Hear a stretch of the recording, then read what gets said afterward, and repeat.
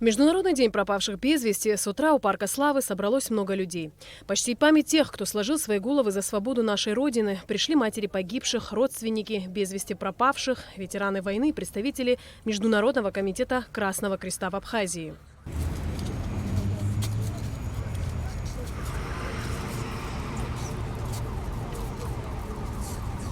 После возложения цветов в Парке Славы мероприятие, посвященное памяти пропавших без вести, продолжилось на площади у Абхазского драматического театра.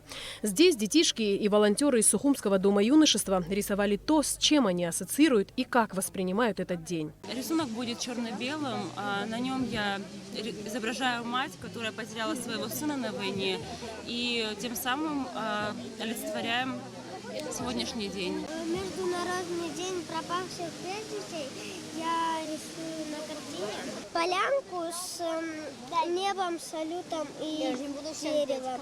Я так вырезала наше будущее прекрасной страны. Работа миссии Международного комитета Красного Креста в Абхазии началась с октября 1992 года. Все это время МККК в содействии с правительством Абхазии проводил большую гуманитарную работу в республике.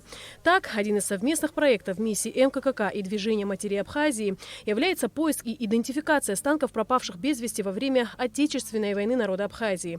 Такая работа ведется уже на протяжении 9 лет. В наших списках пропавших без вести числяется больше, чем 2200 человек, которыми постараемся найти, несмотря на их принадлежность к одной или другой национальности. Здесь исчезли очень много людей.